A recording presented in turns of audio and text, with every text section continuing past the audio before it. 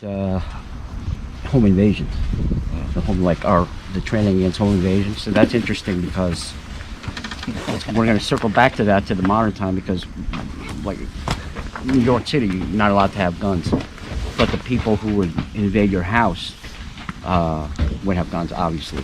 So we had that problem. My father had that problem training us how to. Now it's the house, right? So we're there. It's not like we can't take the kids to the house. So he had to show us. Remember, he was showing us different ways to. First of all, the protocol was turn the lights off, all the lights off in the house, because it's our house. Always learn to fight in the dark. Fight in the dark. Know how to fight in the dark. So we had that training. Remember, we had that training. That was even Brooklyn. Yeah, we had the lights through the. We wouldn't close the blinds at night for certain windows because they would cast shadows. Right. And when they would walk, we would have bows and arrows. We would be trained to shoot shadows in the house. Yeah, so anyone who was standing at the time would get hit. So part of it was archery. We had to not just a lot of our archery training. People don't believe, when you say this, a lot of the archery training isn't on a flat range. It's shooting downstairs. The target would be downstairs, or shooting from room to room, or from the room to the doors like this. From inside a closet through a cracked door into the hallway. Yeah, because on our block we had 10 houses. Every one of them got invaded or robbed, except for ours. Except for ours, because guys knew. We were waiting for those guys to come. And then they had to hide behind a corner or behind the doorway, because we're smart like we were kids. So instead of trying to overpower someone, trying to hide to be underneath the guy's eye line. So when he goes through the doorway, you have your blade go right up into his brachial, right, or you hit here into the aorta. But that's that's something that you just assumed, right? That's how everyone was training. We didn't know that. Yeah, that's how all fighting was. Until we were going past the fact that we're kids. Yeah. We're not 15 yet, and we're talking about doing this. Right. This was the security of the house. You know what I mean? Like, we were using bows because there was no guns. Right. And it sucked to throw knives all the time. Like, we were good at throwing knives, but it was way easier to shoot a bow. We still have it in the system now, but.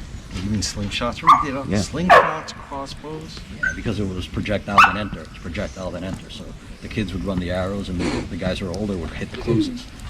Would close up, automatic, like that if something was happening. Once I got into an altercation outside the house, I knew that Carl and Dee were in the windows with bows. Yeah. Like it's just like it's not even a question. Like I know that whatever's happening here, and they told me later. Oh yeah, I had the bow on that guy.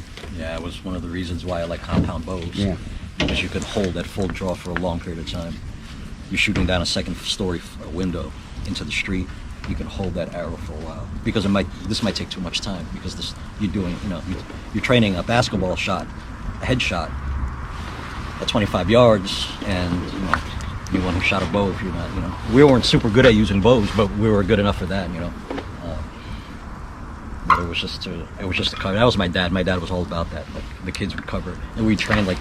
In that fight, there was like 20 guys in front of you and Pop, right? Yeah. And we were trained. He was like, don't worry about the guys in front of us. We'll take care of them. He would say start with zipping arrows at the guys behind. Because once they start getting hit, they start to run, and it thins out the crew, and then they can take care of the guys right in front of them. And that's the beginning of the wolf pack tactics right there. Yeah, so... That's why that's why it's 2 pairs of 2. There's 4 of us. It's 4 of us, right? It's 2 pairs of 2. 2 pairs of 2. That was a projectile, or now it's pistols, right? Like, yeah. The closes are done with bullets, right? So, but back then, it was good. It was stressful. We're talking about post-traumatic stress for a bunch of kids before they're age 15. Seeing a lot of violence, people getting shot, people getting killed, smelling blood on hot city streets, like stuff like that. Hearing the sound of gunshots, people don't realize. Your heart rate is not up, your ears ring. If your heart rate is up, your ears don't ring. Like things like that. The first thing you notice when gunshots go off indoors is the smoke and the ringing in the ears.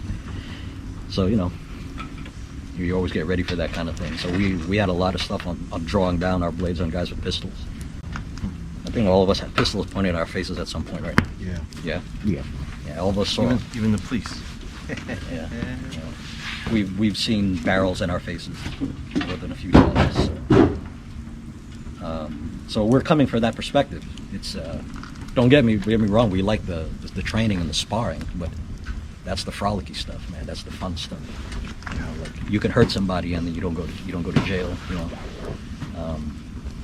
And we had a lot of, I mean, we have probably hundreds of sparring matches amongst our three of us already, probably more. And everybody, like, I remember sparring Kinjutsu guys. Sparring, Yeah, sparring. yeah. Kinjutsu guys, fencers, saberists. Easy. My brothers used to spar a lot of Western martial art guys because they were really down for using steel. Oh, yeah.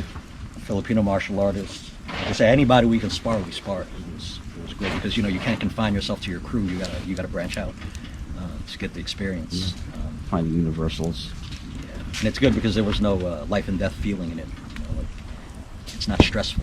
You know, and, you know how it usually goes. In sparring, it's one-on-one, or you're fighting a guy. And in the street, it's life and death, but you got somebody with you who can't fight. You know, a girlfriend, someone's aunt, someone's friend, a friend of yours that you're with that has a girlfriend. We had a protocol where if there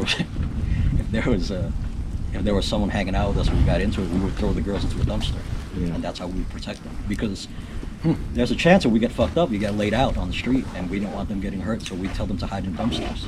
And when they don't hear anything going on anymore, they hear the cars drive off, get out and call an ambulance because we're probably on the ground laid out. Never happened, but that was the protocol.